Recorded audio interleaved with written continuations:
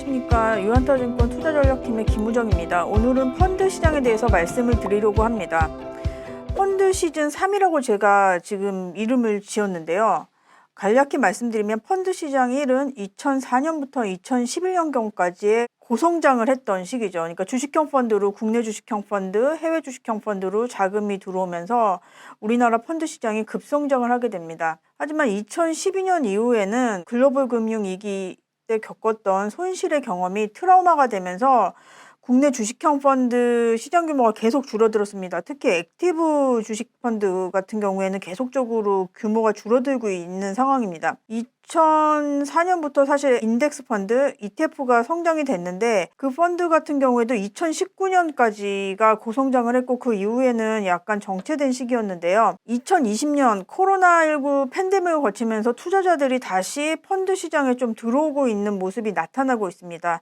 액티브 ETF, 테마 펀드로 지금 자금이 들어오고 있는데 이때부터 액티브 펀드랑 인덱스 펀드 모두 자금 유입이 늘어나는 새로운 좀 국면으로 들어섰다고 판단되고 있습니다. 우리나라 투자자들은 중위험 중수익을 선호해 오셨습니다. 그래서 자문형 랩, 그 이후에 롱숏 펀드나 해외 채권 펀드, 사모펀드, 또 ELS 같은 금융상품에 많은 관심을 가지셨는데요. 코로나19 팬데믹 이후로는 이러한 중위험 중수익에서 고위험 고수익으로 넘어가는 모습이 나타나고 있습니다. 그래서 국내외 주식 직접 투자와 ETF 쪽으로 투자가 늘어나면서 고수익의 상품에 대한 관심이 크게 늘어나고 있는 상황입니다. 최근의 동향을 말씀드리면 하반기 6월부터 주식형 펀드로 자금 유입이 좀 들어오고 있습니다. 6월에도 좀 들어왔었고 8, 9월에도 국내 주식형으로 자금이 들어왔습니다. 물론 전체적으로는 금리 인상 막바지 사이클이라고 판단한 투자자들이 채권 펀드로 자금을 좀 넣으시고는 있는데 위험 자산에 대한 투자도 조금씩 심리가 살아나고 있는 것으로 보여지고 있습니다. 미국도 마찬가지입니다. 채권 펀드로 지금 8개월째 자금이 좀 들어오고 있고요. 주식 펀드로는 지금 자금 유출입이 반복이 되고는 있지만 유출 규모가 줄어드는 모습이 나타나고 있습니다. 시장의 특징을 좀 다시 말씀을 드리도록 하겠는데 앞서도 말씀드린 것처럼 ETF라든지 고수익을 얻을 수 있는 그런 분야에 집중적으로 투자를 하고 계시거든요. 업종별로는 성장성이 있는 업종에 집중적으로 투자가 이루어지고 있습니다. 2017년 이후에 MSCI ACWI 인덱스 내 업종 비중 변화를 보면 헬스케어, 커뮤니케이션, 테크 업종은 늘어난 반면에 금융, 필수 소비재, 에너지 같은 업종의 비중은 줄어들고 있습니다. 사실 현금 창출이라든지 이런 거는 계속적으로 금융이나 필수 소비재 같은 데서 들어오고 있지만 이제 투자자들은 저성장 시대에 성장성 있는 업종, 기업에 관심을 가지고 있는 거죠. 이런 경향은 미국과 테크로 지금 대표되고 있습니다. 보시는 페이지는 노르웨이 국부펀드의 주식자산 중에서 국가별 비중과 주요 업종 비중인데요. 미국 비중이 2014년 이후로 크게 지금 늘어나고 있고 비슷한 모양으로 지금 테크 업종의 비중이 높아지고 있습니다. 그러니까 예전에는 BM에서 좀 골고루 투자를 하는 그런 방식이 선호를 받았다면 지금은 성장할 수 있는 기업이 어딘가 거기에 점점 더 많은 자원이 투입되고 있는 상황인 거죠. 국내 주식도 마찬가지입니다. 최근에 그 테마 펀드의 동향을 보면 IT라든지 아니면 시총상위 2차 전지, 요런 바이오까지 하면 요렇게 성장성이 있는 업종에 자금이 들어가고 있는 상황이고요. 그 인터넷 엔터나 요런 쪽에서는 지금 자금 유출이 되고 있습니다. 그러니까 전체적으로 성장성이 어디에 있고 향후 기대가 어디에 되느냐 요거에 따라서 지금 투자가 되고 있는 상황인 거고 해외 주식 펀드 쪽에서도 IT와 인도 펀드 요쪽으로 지금 자금이 들어가고 있고 반면에 에너지 소비재라든지 이런 펀드 쪽에서는 자금이 지금 빠져나가고 있죠. 그러니까 자금 자체도 성장성이 있는 업종에 집중적으로 들어가고 있는 모습이 나타나고 있습니다. 그러면 이게 어떤 금융상품의 그 비이클에서 움직이고 있느냐 보면 가장 대표적인 게 ETF라고 볼 수 있고요. 특히 거래대금 같은 경우에는 7, 8월, 특히 8월 같은 경우 이렇게 보시면 일평균 거래대금이 44%까지 지금 증가가 된 상황이거든요. 자산 비중도 지금 계속적으로 늘어나고 있는 상황이고 그러니까 펀드, 간접 투자에 있어서는 액티브 펀드나 이런 것보다는 형태는 ETF로 가고 있습니다. 보수도 상대적으로 싸고 거래도 용이한 점이 투자자들한테 어필이 되고 있고, 최근에는 다양한 투자 전략이라든지 테마로 펀드가 만들어지면서 투자자들의 많은 관심을 받고 있는 상황입니다. 유형 중에서는 섹터 펀드와 테마 펀드가 지금 주도적으로 가지고 있고요. 가장 대표적이었던 액티브형 같은 경우에는 비중이 계속적으로 줄어들고 있습니다. 인덱스 유형은 더 좀 확연하게 나타나고 있는데, 인덱스 섹터 펀드와 인덱스 기타, 이게 섹터 이외에 테마로 되는 게 기타로 분류가 되고 있거든요. 물론 레버리지나 인버스도 투자가 되고 있긴 하지만, 그래서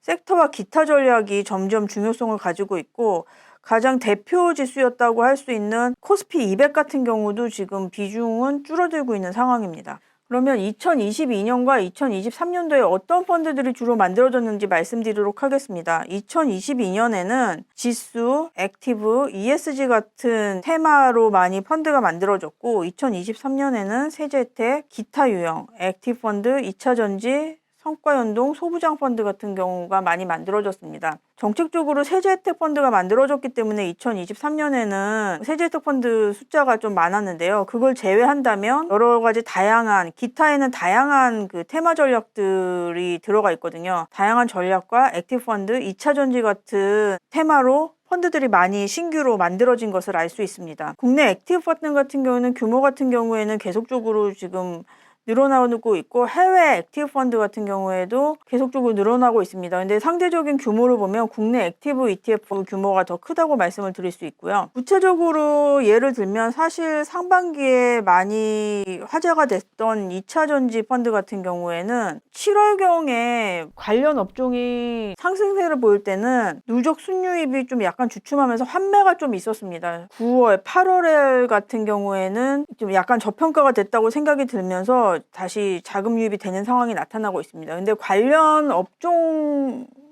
그 주가 추이를 보면 펀드 전체 누적 순유입보다도 펀드 수, 그러니까 신규 펀드가 만들어지는 그 시기가 관심이 많아지는 시기잖아요. 그때 많이 주가가 전체적으로 비슷한 양상을 보이고 있는 걸로 나타나고 있습니다. 그래서 펀드가 만들어지면 펀드에도 많이 가입을 하시지만 ETF 같은 경우에는 포트폴리오가 공시가 되지 않습니까? 그걸 보고 어떤 종목을 지금 관련 펀드에서 넣고 있는 거를 아실 수가 있기 때문에 거기에 들어있는 종목을 같이 사시는 경우도 좀 있는 것 같습니다. 그래서 그런 것들이 서로 이렇게 상호작용을 하면서 펀드가 신규로 나올 때 그렇게 되면 또 주식시장에 관심이 늘어나게 되고, 이렇게 되면 관련 업종 대표주라고 할 수 있죠. 그 업종들이 강세를 보였던 것이 현상이 나타나고 있습니다. 바이오 펀드도 마찬가지고요. 바이오 펀드 같은 경우에는 신규 펀드도 만들어졌지만 또 예전에 있었던 펀드도 있었기 때문에 올해 한 5월부터 자금 유입이 좀 본격적으로 늘어나기 시작을 했습니다. 그렇게 되면서 이 펀드들에서 편입을 하고 있는 종목들이 좀 강세를 띠는 경향이 있었고, 그리고 펀드가 신규로 설정이 되면서 관련 종목들이 좀 많은 관심을 받는 것이 2차전지 펀드와 약간 유사하게 좀 나타나고 있습니다. 반도체 같은 경우에도 업황이 실적이 좀 좋아진다 이런 예상이 좀 나타나고 있었는데요.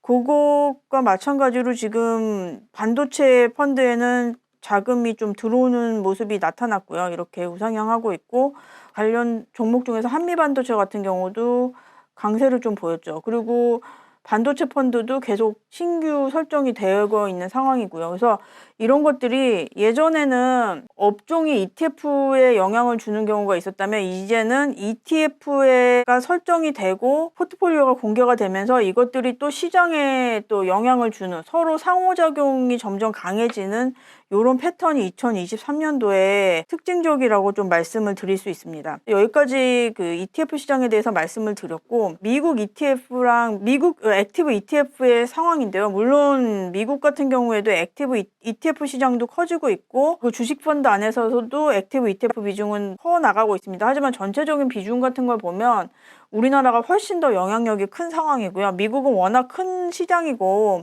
또 뭐 401k라든지 연금 펀드나 이런 전통적인 펀드들도 많기 때문에 아직은 그런 그 오픈엔드 펀드의 영향력이 좀 크다고 할 수 있습니다. 하지만 성장세로는 액티브 ETF도 점점 그 영향력을 늘려가고 있다고 볼 수 있는 거죠. 그리고 테마 펀드 중에서는 에너지 전환이라든지 자원 배분, 뭐 기후 변화와 관련된 영향도 많죠.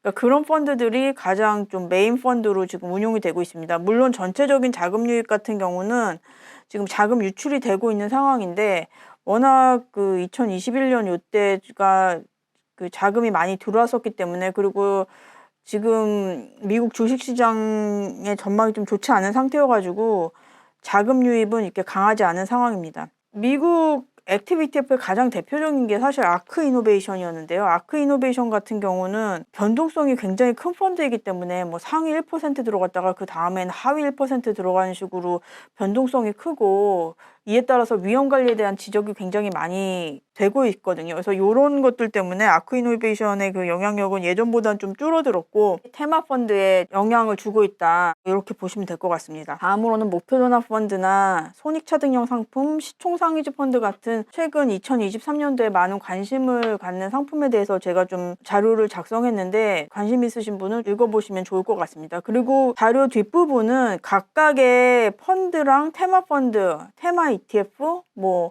이런 것들에 대해서 간단한 상황을 넣어놨거든요. 포트폴리오라든지 수익률 동향 뭐 이런 거에 대해서 기재를 했으니까 관심 있으신 펀드 같은 경우에는 참고를 하시면 좋을 것 같습니다. 네, 오늘은 펀드 시장과 특히 최근에 관심을 끌고 있는 테마 ETF, 액티브 ETF에 대해서 말씀을 드렸습니다. 펀드 시장이 많은 관심을 받다가 약간 부침의 시기를 겪었는데 이제 다시 장기를 찾아서 투자자들한테 다가가고 있는 것으로 보이고 있습니다. 투자자분들 가운데서도 좀 본인의 성향에 맞거나 아니면 성장성 있는 분야가 관심이 있으시다면 이런 ETF를 활용해서 투자하시는 것도 상당히 유용하실 수 있을 것이라고 생각이 됩니다. 감사합니다.